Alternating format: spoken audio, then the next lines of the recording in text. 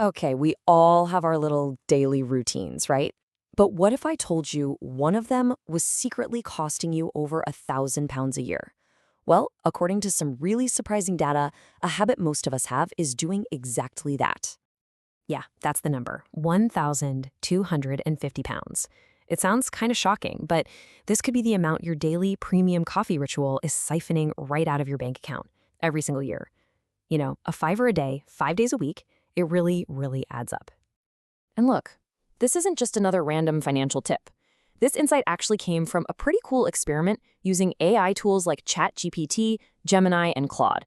They were asked to take an unbiased, data-driven look at our modern financial leaks. And, spoiler alert, they did not hold back. So what is it that makes this habit so pricey and, let's be honest, so incredibly hard to break? Well, as it turns out, it's about way more than just the caffeine. There's some serious psychology going on here. And we have to acknowledge this, right? It's not just a simple purchase. For so many of us, getting that coffee is an experience. It's that little break in the day, that comforting treat, that moment of me time that just makes life feel a little bit better. So on the one hand, it feels like this small, totally affordable luxury. But on the other side of the coin, the real danger is that we just don't think about it. It becomes so routine that the cost turns into this invisible financial drain, just silently leaking money day after day. And this is where things get really interesting from a psychology standpoint. See, these purchases aren't always fully rational. They're driven by something called heuristics.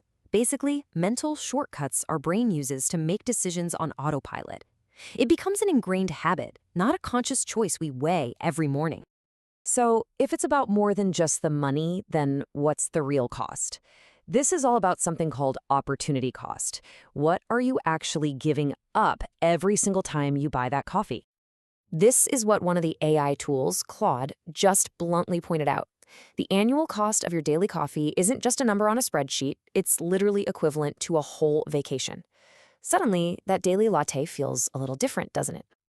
And framing it that way is so powerful because it taps into this weird quirk of our brains called loss aversion.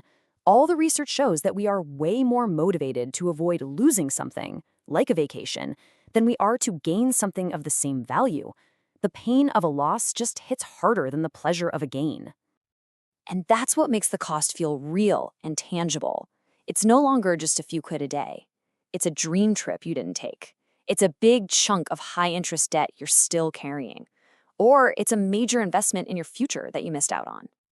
Okay, so what's the solution? Is it just total deprivation and never enjoying a nice coffee again? No, not at all. It's about making a shift from mindless, automatic spending to mindful, intentional consumption. It's about taking back control. A really smart, balanced way to do this is to separate the function from the ritual. You can make coffee at home on most days to get that functional caffeine fix you need. And then you save those cafe purchases for when you truly want to enjoy them as a deliberate, appreciated treat. And here's another great idea. If that coffee shop trip genuinely brings you happiness and you can afford it, then own it. Make it a conscious choice. How?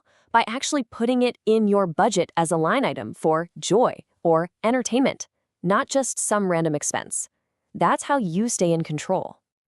To get that real sense of control, financial experts recommend this super simple 3-step process.